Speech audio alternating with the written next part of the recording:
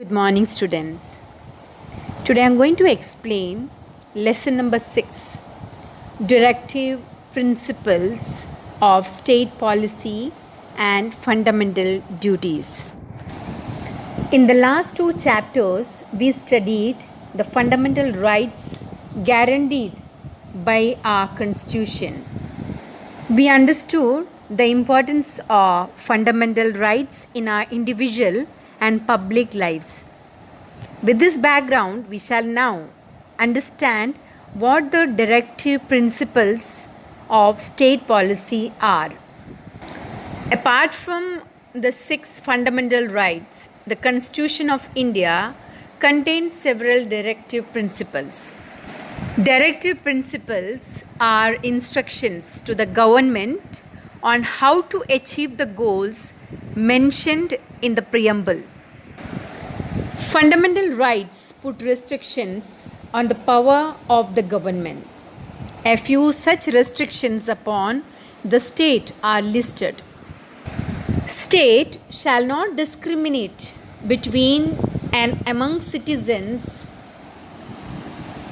on the basis of caste, religion, race, and language. State shall not deny anybody equality before the law and equal protection of the law. No person shall be deprived of his life.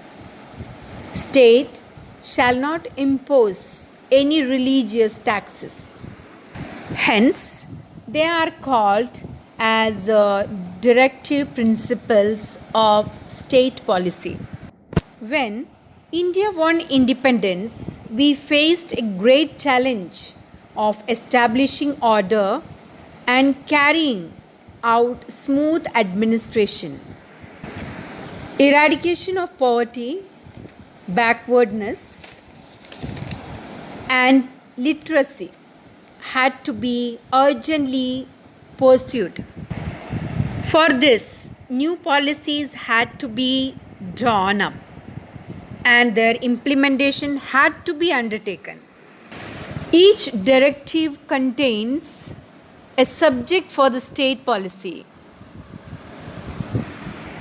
They expected that states should implement them slowly and steadily.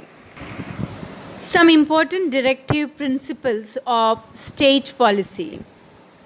The state should secure adequate means of livelihood to all citizens without any gender discrimination.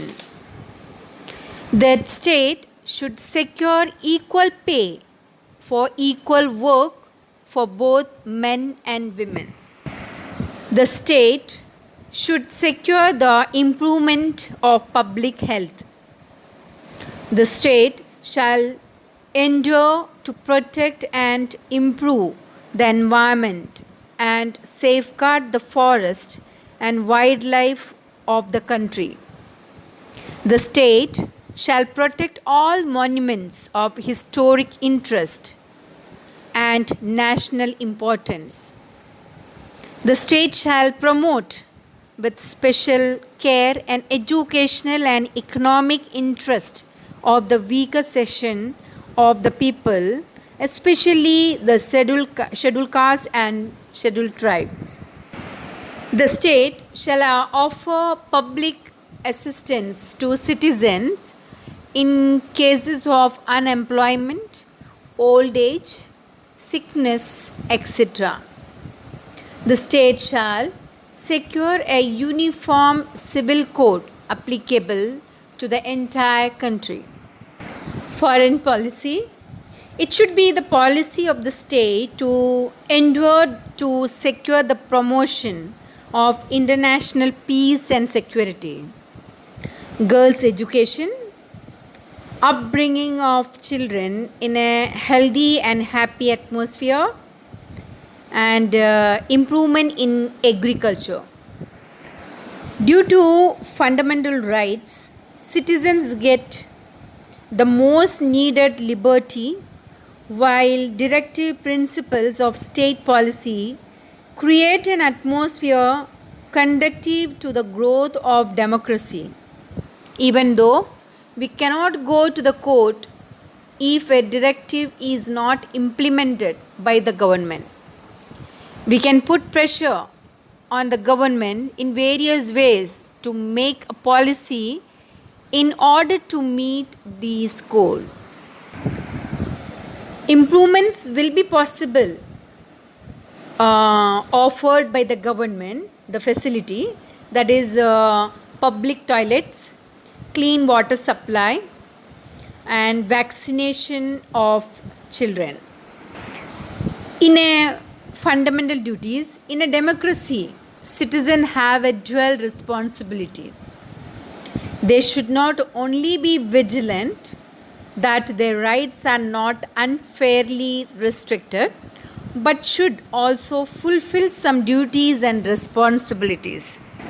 The government has implemented several projects under its Swachh Bharat scheme, but people too need to change their habits that make public places dirty.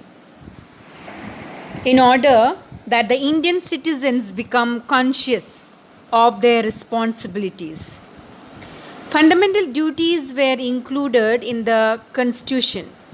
The fundamental duties of the Indian citizens are to abide by the Constitution and respect the national flag and the national anthem, to cherish and follow the noble ideas which inspired our national struggle for freedom, to uphold and protect the sovereignty, unity, and integrity of India, to defend the country and to render national service when called upon to do so, to promote harmony and the spirit of common brotherhood, transcending diversities, to renounce practices derogatory to the dignity of women,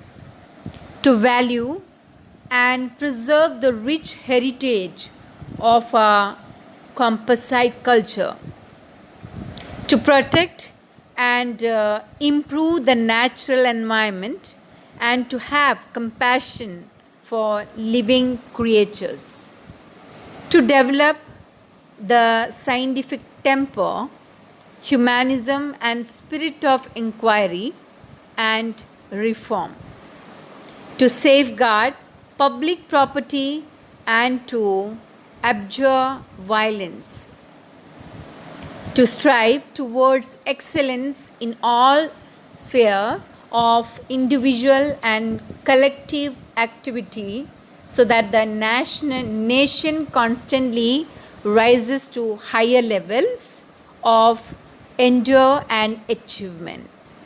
Every citizen of India who is a parent or guardian should provide opportunities of education to his or her child or ward between the age of 6 and 14 years.